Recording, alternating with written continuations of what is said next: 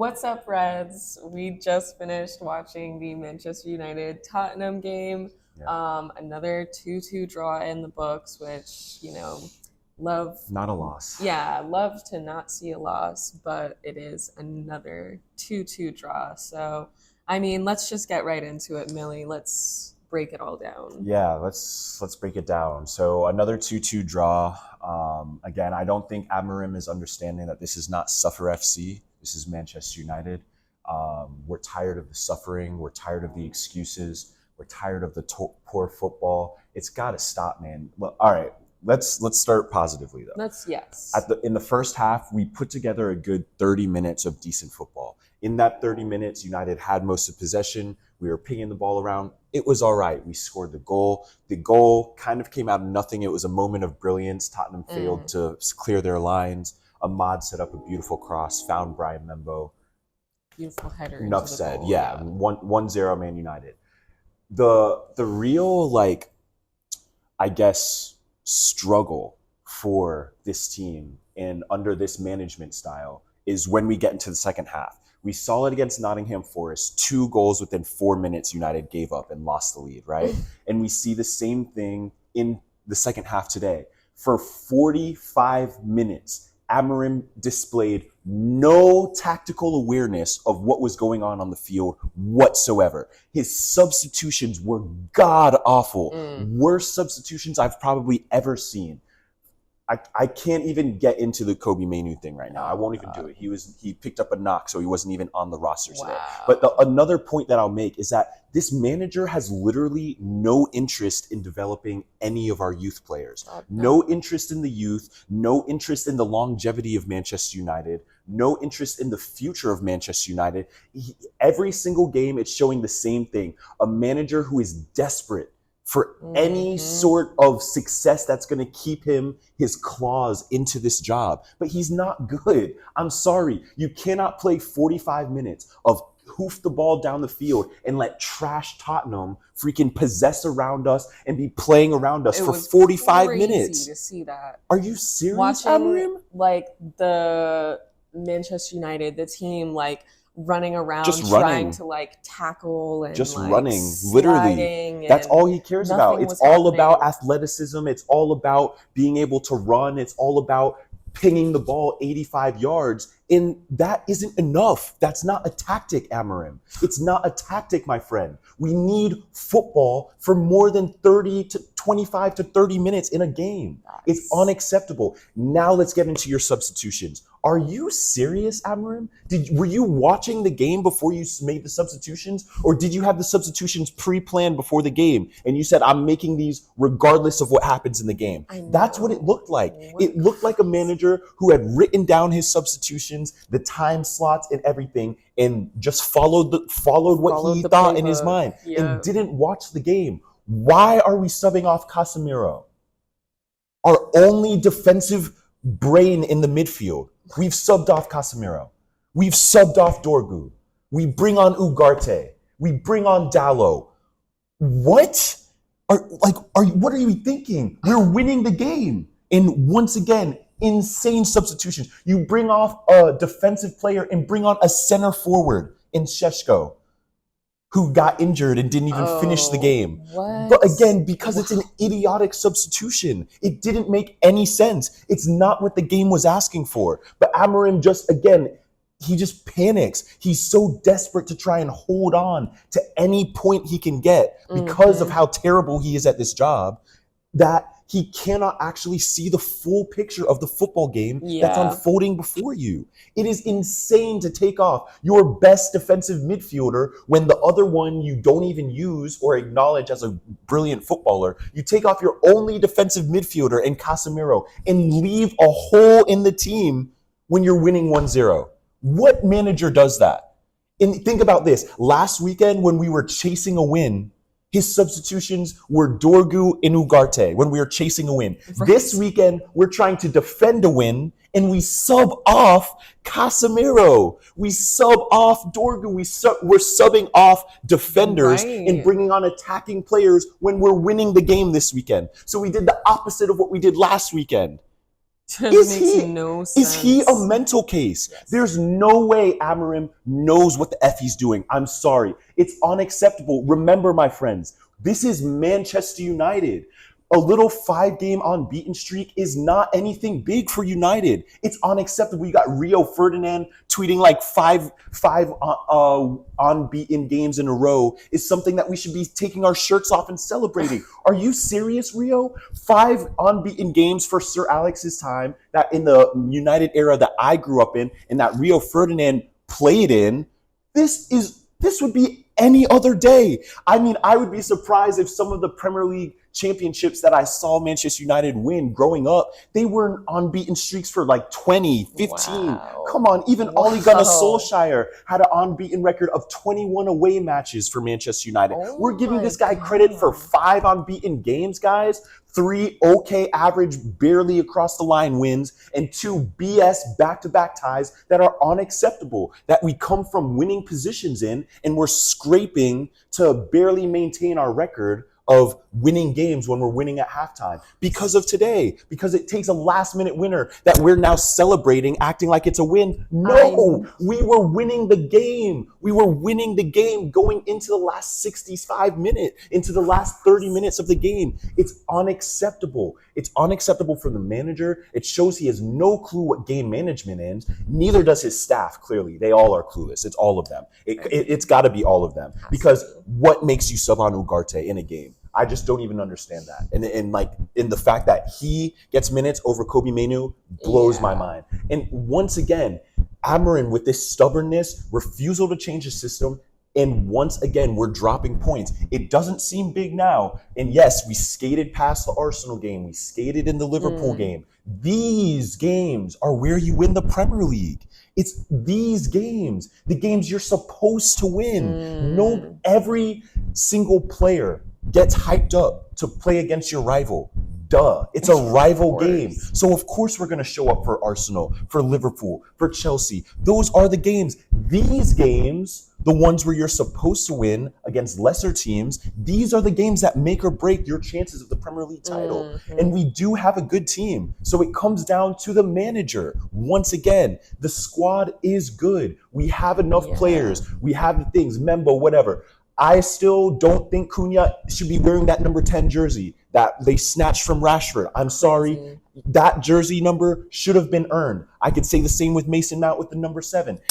Those guys should not have those jerseys because they are not bearing the responsibility that comes with that jersey. And now I bet you Man United fans are really regretting how Rashford was treated on the way out, because now you're seeing how difficult it is to have that jersey number on your back, our former legend Wayne Rooney's number, and the responsibility that comes with it. And Cunha has not lived up to that yet. I'm sorry. And why is he and other players not playing up to their best potential? It is because of this system that has turned them into track stars instead of footballers. We want to play football, Amorim. We don't want to watch our guys sprinting after 30 to 40-yard long balls for the entire game of football. I mean, what are we doing? It's not football, man. We're parking the bus against Tottenham.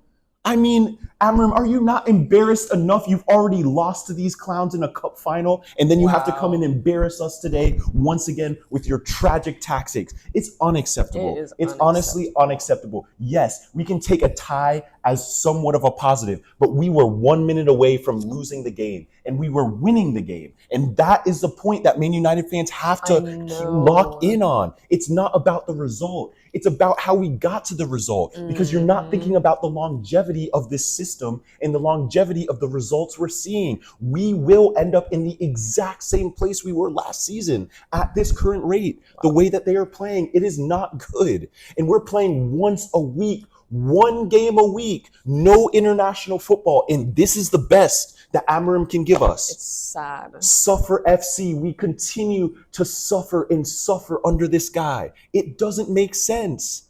This is not what Manchester United is supposed to be. Yeah. This is not how they play.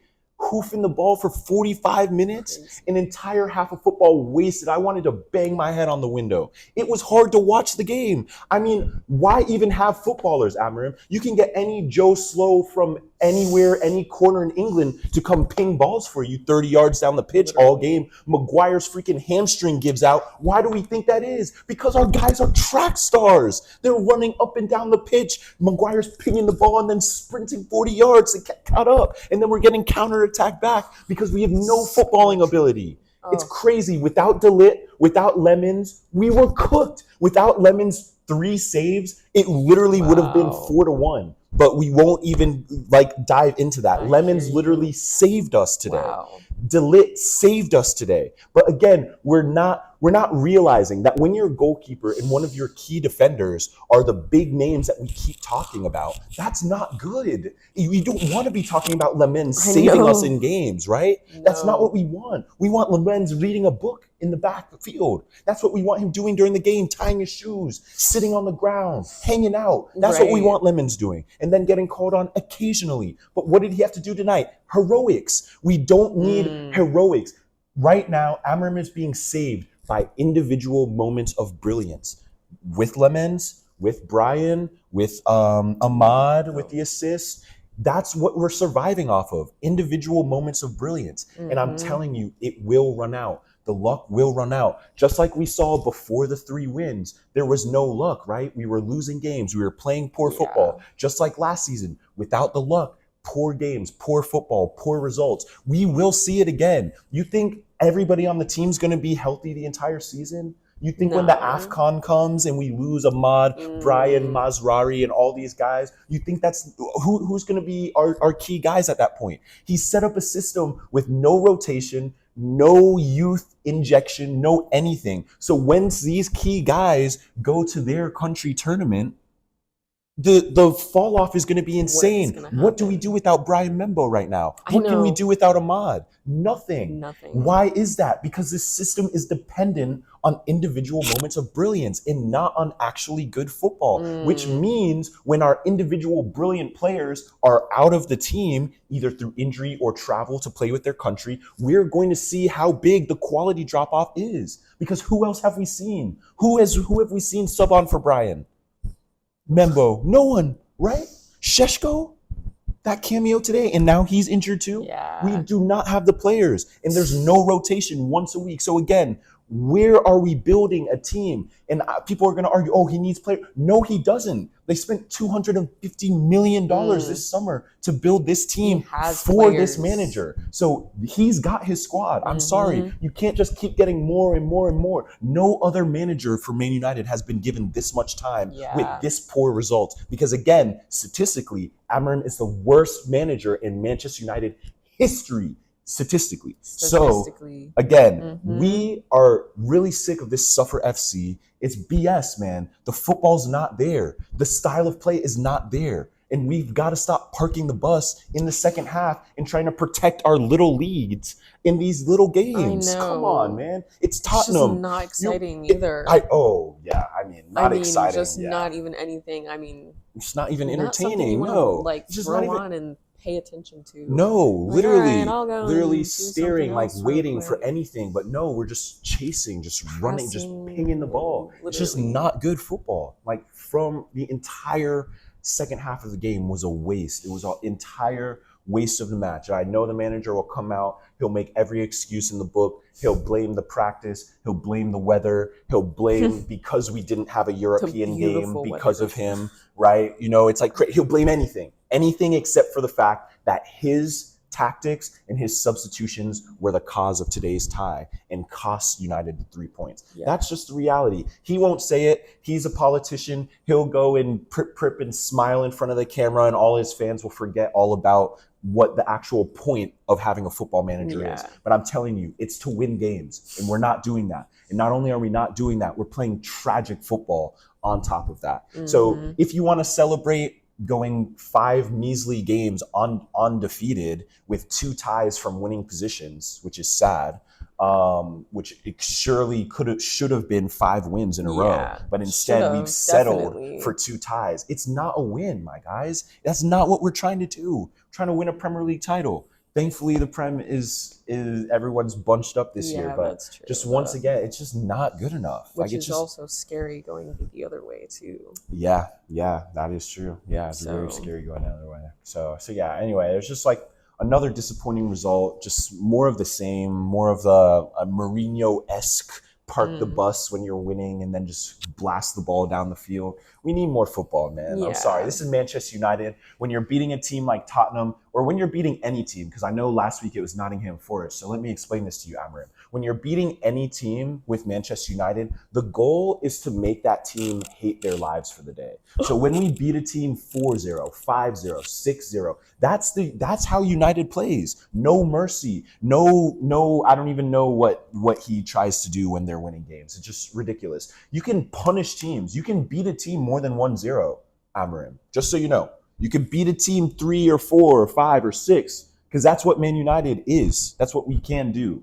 what we have done historically. So please don't bring this soft, cowardly, let me try and protect my little win. You got to keep all of that soft stuff you picked up in Portugal out of the Premier League. We don't need that here.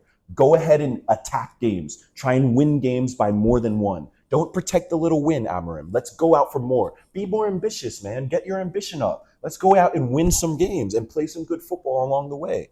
Damn, and would it kill you to wear a suit? I know. Crazy. Please. All right. I'm off this. I Hey, if you made it this far, thank you for watching. Appreciate it. Just recapping another disappointing result. But I guess we'll take the 1 point. So yeah. yeah. So So, well, yeah. Thanks for watching. See you next time.